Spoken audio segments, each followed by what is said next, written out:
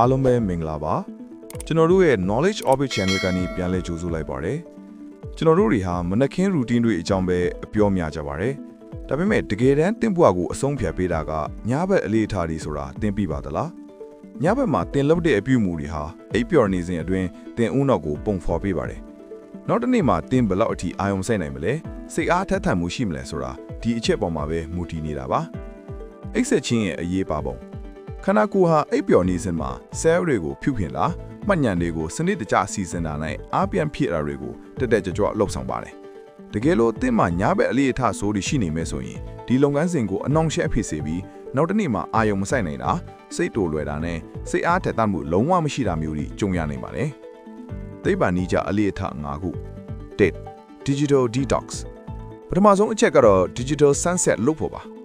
ဖုန်းရဲ့ကွန်ပျူတာမျက်နှာပြင်တွေကထွက်ခဲ့အပြာရောင်အလင်းဟာသင်အုံနောက်ကိုနေ့ဘက်လို့ထင်အောင်လှည့်စားပြီးအိပ်ဆက်မှုကိုနှောင့်နှေးစေပါတယ်။ဒါကြောင့်အိယာမဝင်ပြီးအနည်းဆုံးတနာလီအလိုမှာဖုန်းတွေကိုပိတ်ထားလိုက်ပါ။ဒုတိယအချက်ကတော့ diary ရေးတာပါ။ဒီနေ့တာဖြစ်ပျက်ခဲ့တဲ့အောင်မြင်မှုတွေကျေးဇူးတင်စရာတွေဒါမှမဟုတ်စိုးရိမ်ပူပန်မှုတွေကို10မိနစ်လောက်ခြာရေးကြည့်ပါ။ဒါဟာစိတ်ဖိစီးဟော်မုန်းကိုရောကြစေပြီးစိတ်ကိုကြည်လင်စွာနဲ့အိပ်ဆက်ဖို့ပြင်ဆင်ပေးပါတယ်။ဒုတိယအချက်အနေနဲ့အပန်းဖြေတဲ့အလေးအကျင့်တစ်ခုခုလုပ်ပါ။အရှူတာအကျော်လျှော်လာဒါမှမဟုတ်ဆေးဖက်ဝင်လက်ဖက်ရည်နွီးနွီးလေးတောက်တာမျိုးပါဒါဟာသင်ခန္ဓာကိုယ်ကိုအနားယူဖို့ဘေးကန်းပြီးလို့အချက်ပြလိုက်တာပဲဖြစ်ပါတယ်စတုထအချက်ကသင်အိတ်ခန်းကိုနှိပ်ပံပုံလေးလို့ဖန်တီးပါအခန်းရဲ့အပူချိန်16ဒီဂရီနဲ့19ဒီဂရီကြားဟာအကောင်းဆုံးပါ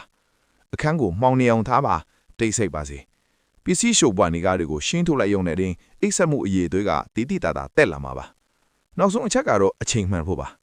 ပိတ်ရက်တွေမှာပါမကြမ်းနေ့တိုင်းအချိန်မှန်အိတ်အချိန်မှန်ထပါ